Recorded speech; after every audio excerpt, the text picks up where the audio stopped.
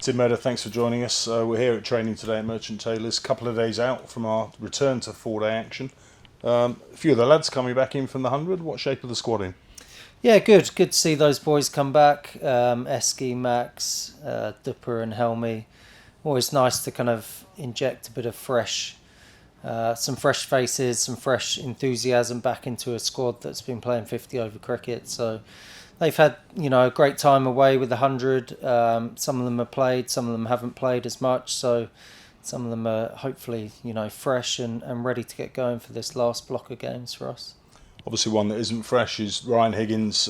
Will be announcing, obviously, in the squad that Higgo misses out on this one. I think he's got a slight bit of damage to his kneecap, which will see him certainly miss out of this one. He's under the medical care. Big loss, Higgo. He is. I mean, the way he's performed all year has been outstanding. Ever since he's come back to us, really, he's been, the linchpin of our side.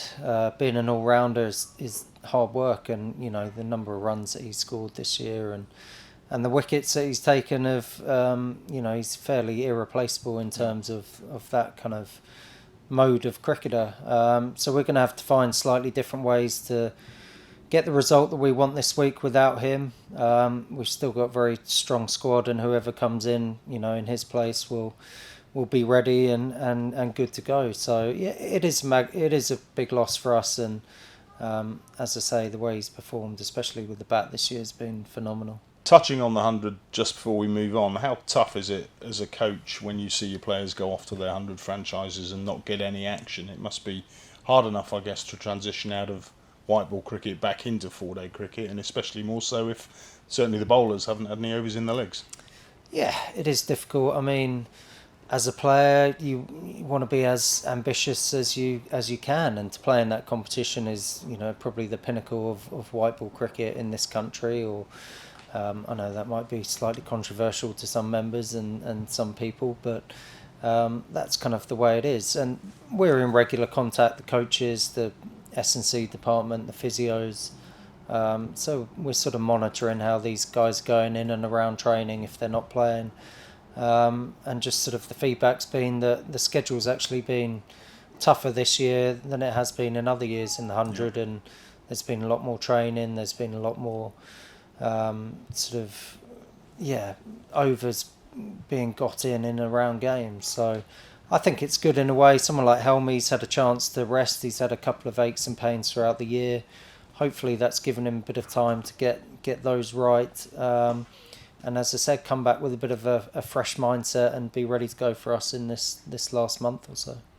4 days coming up at Merchant Taylors with the Duke's ball. I think I'm right in saying this is the last round of the Dukes before we go back into another 2-week trial with the Kookaburra, which could obviously provide slightly different results, hopefully, than we saw earlier this year.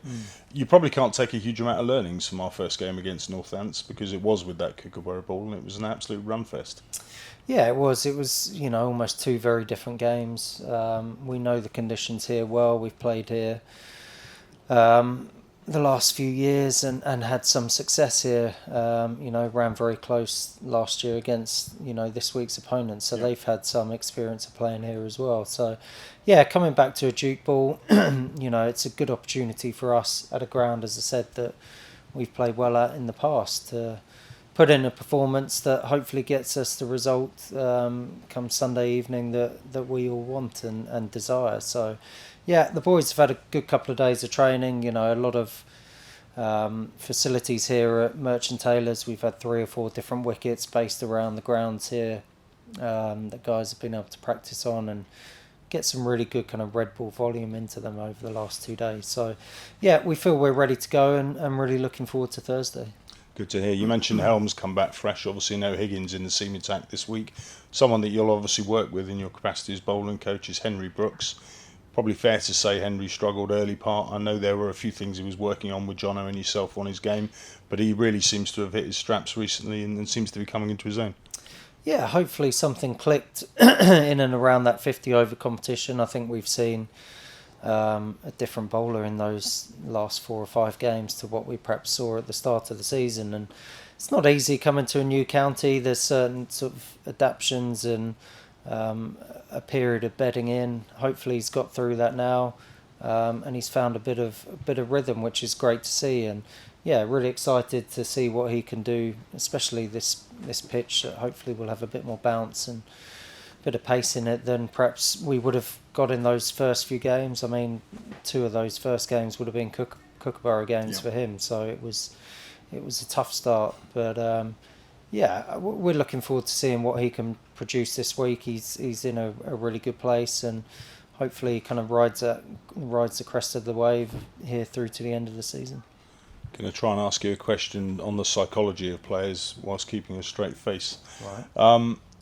How tough is it to keep the boys motivated and focused when they come off the back of a tough white ball competition in the Blast, and then obviously go into the 50 over competition where we competed more, to be fair, but again disappointing not to make the knockouts? How damaging is that to the squad, and what role do you as a coaching group play in keeping the boys motivated? Yeah, I don't think it sort of has too much bearing. I think throughout the last, thinking back to when I used to play as well, there were times where we had really tough T20 campaigns and then seemed to sort of hit the ground running again when it came to the 4-day cricket. So I don't think there's any reason why we can't be like that again. I think it's more of a mentality thing. I think just getting back to our sort of basics of what served us well, and not forgetting that we've lost 1 game in 4-day cricket this year, which was a tough result up at Leicester, but the rest of the games we played some really good cricket. And the exciting part is we sat and had a team meeting. I don't think we've hit our straps as a bowling unit yet. Fully. We've had patches where we've been very good, and maybe spells and individual performances that have been good, but I don't think we've strung it together as a bowling unit yet. So I've kind of challenged them to do that this week, and I want to see us, thinking back to the Yorkshire game, was probably the best all-round game we've had as a bowling unit. Challenge them to produce something similar this week, and all 4 or 5 man attack, really kind of working together in unison, and as we say, causing massive problems for Northants.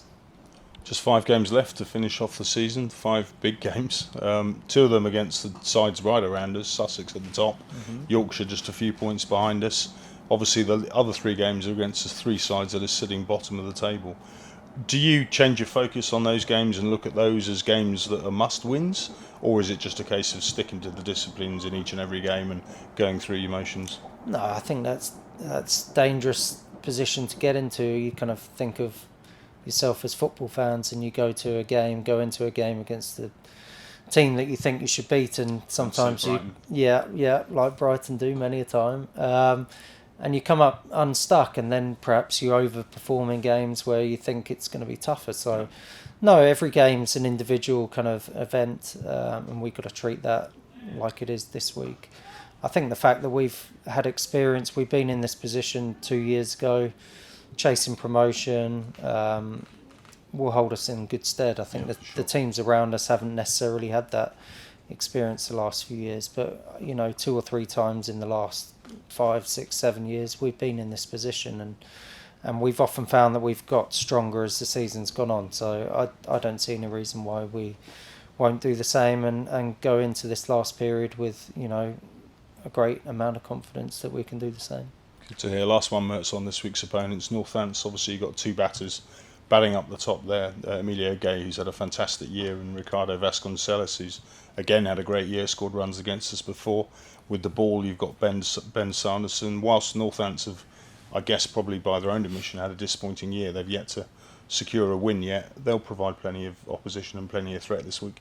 Yeah, I think so. They're a very sort of roll up your sleeve, hard working team. Not necessarily any superstars. I know they've got Pretty Sure as an overseas player, but they kind of, some of their parts is almost more than the whole. So they kind of play together well as a unit, and we've had some good battles against them. But I think we've emphasised kind of what we want to do this week, and we want to start well, especially after blocks of 50 over games.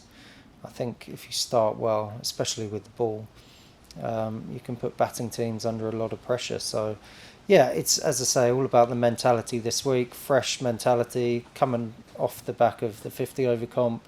Some guys coming back into the squad who probably, as you say, haven't played much and looking forward to getting some game time in. I see nothing other than a really positive week coming up. Good stuff. Well, Mertz, thanks for joining us. Good to have proper cricket back, and good luck over the next 4 days. Cheers.